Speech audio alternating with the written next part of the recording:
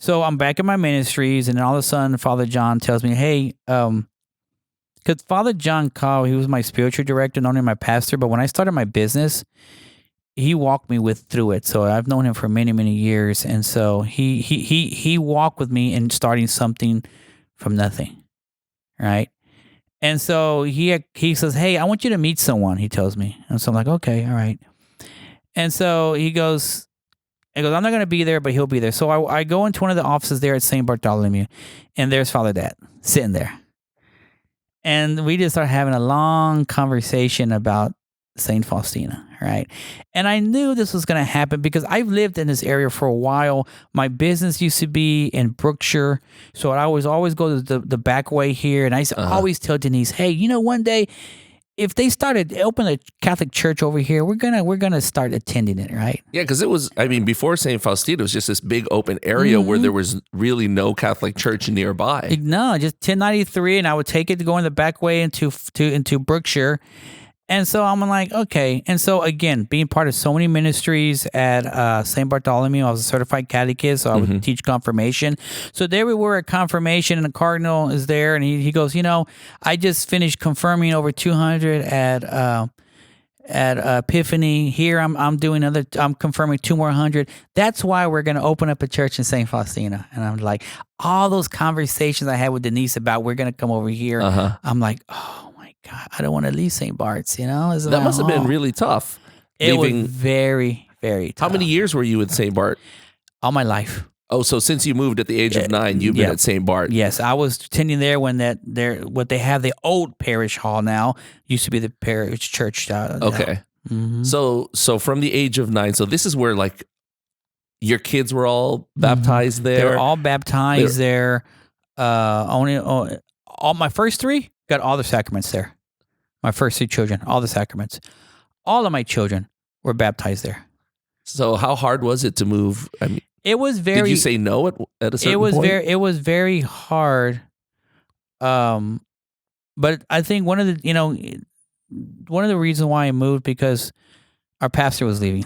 So we come up with all reasons why we do things, but in the end, it's the Holy Spirit moving us, right? And then Father Dad, you know how he is. He's just so dynamic. He told me that with my experience, that Father John thought it'd be a good idea, and I'm like, and I didn't want to. That's a perfect word to use for Father Dad. Dynamic. Yeah, he is very dynamic. Very dynamic, yes. And so I'm like, well, I didn't want to at first.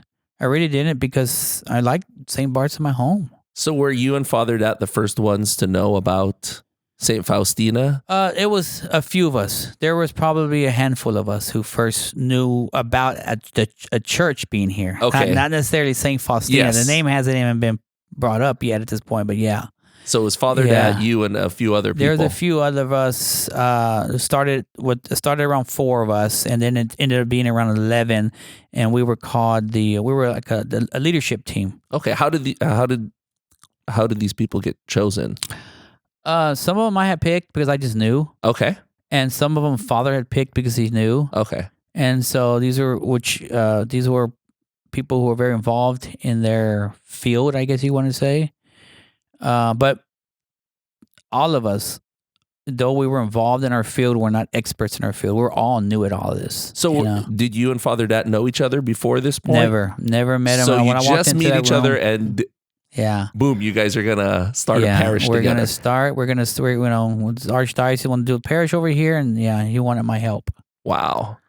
Yeah. How did that feel? Finding out you've got this big task of starting a new parish. Well, I think that one of the things is you take a lot of things for granted, right? I mean, I knew how to prepare for Mass. I knew everything required for Mass. But how do you prepare for Mass when there's not a place, there's not a table, there's not an altar, So I was very involved in the liturgy part at St. Bart's, which is why I think Father John thought I could help Father Dad out on that, you know, and just recruiting people and everything, the whole logistics of it all, right? From my business negotiating skills when we negotiated the rent where we had the office before. Okay. Yeah, all that. So all of that was from scratch. From scratch, everything from scratch. Wow. And then when we had our first mass, just literally going around on my pickup truck from different churches, asking them, hey, can y'all give us a bottle of wine to do mass, some hosts to do mass? Because it's an entirely different thing being asked to move to another parish that's already established as compared to going to one that doesn't even exist yet. Exactly. And so St. Faustina, when it started with zero.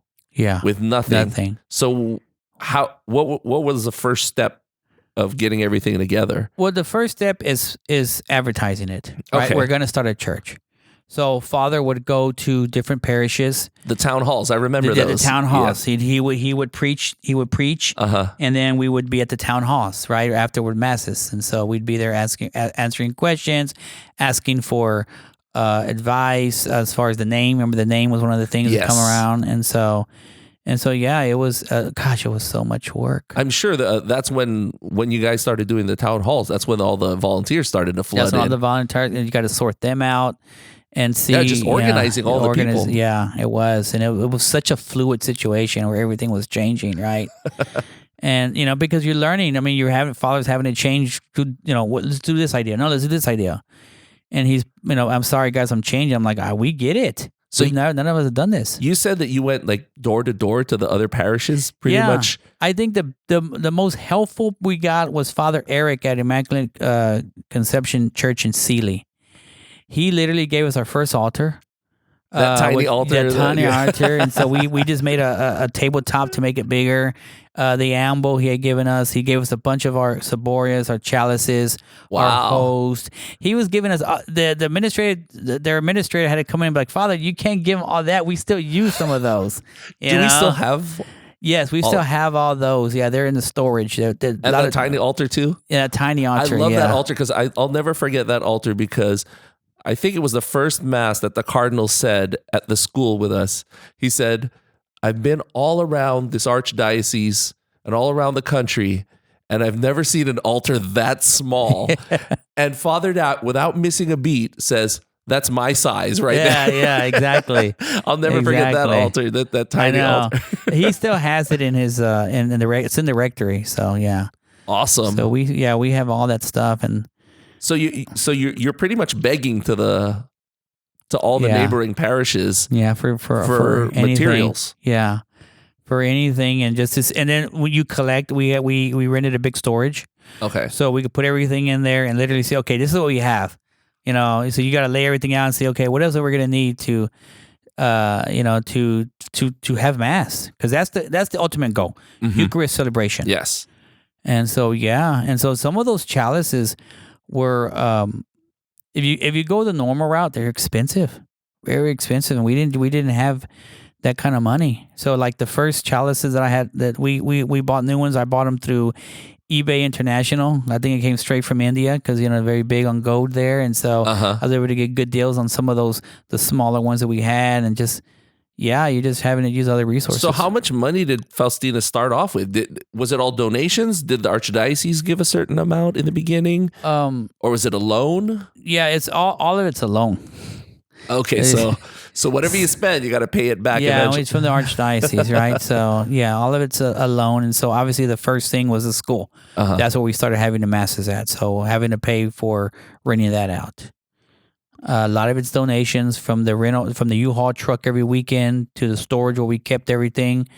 All that was donated by parishioners. And how was it decided upon to hear mass at Hubenack Elementary? That was what was available around here. That was the only school that was available around here who allowed us at time slots, right? Okay. So that was it was just availability. So we knew that the church was going to be here. And I recall in one of Cardinal's homilies at the school, he said that Joe Hubenack was a Catholic. Did you all know that at that point? I didn't know. I didn't know that. And that he was really heavily involved in the church? No, I didn't know that. Oh, wow. That's new. That's new news to me. Yeah. Oh, really? Yeah, I did not know that. I recall him saying that at one of the masses that he heard at the school. That goes back to the Holy Spirit working his magic, right? Yeah. So imagine the blessing of having a school named after you and a parish starting out in that school that's named after you. Yeah. I mean, that's awesome. So How many years were we at the school? 2? Was it 2 or 3 years? Or maybe might have been even longer. I know. I think it was longer. 'Cause we started there, I think, in 2014. 4 years, I think.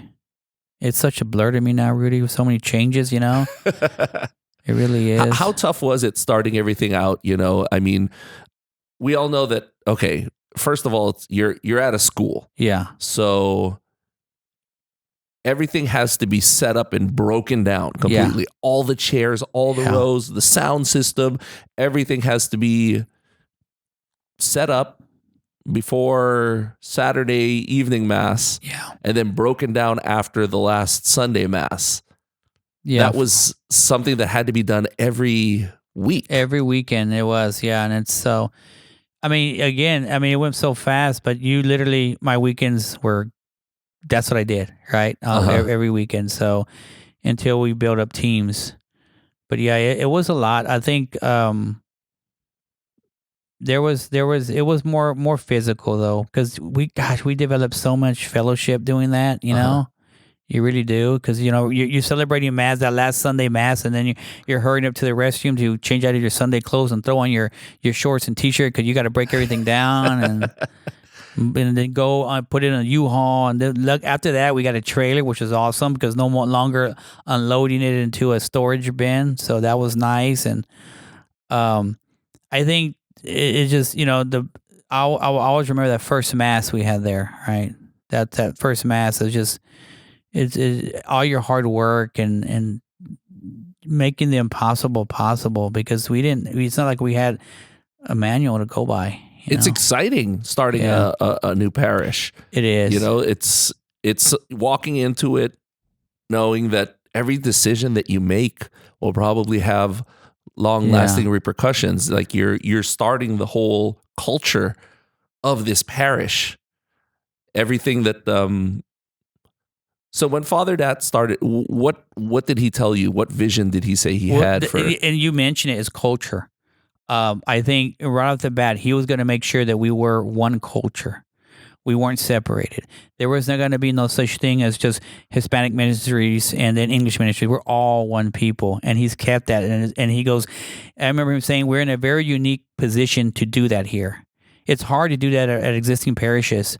Yes. To retrofit it, convert it. But we have a chance here, which is why he always watched our words. We don't say Spanish Mass. We say Mass in Spanish. Ooh. And you think that that has a big impact, because it has an impact on your mentality, how you're looking at it, right? I'm going to remember that. Yeah. It's Mass in Spanish. Mass in Spanish, what he says. He did not like to say Spanish Mass, because there's only one Mass. It just happens to be in Spanish. And so if you notice, we do many bilingual events here. Yes. And it's worked. I could tell you by experience it's worked. I think because we see a lot of our Spanish-speaking parishioners who are not shy or to get involved in things, right? Because that's always a barrier. It's language, right? I would help. I don't know. Well, there's no such thing here at St. Faustina. Do you ever get any pushback from the non-Spanish speaking population? No, I haven't.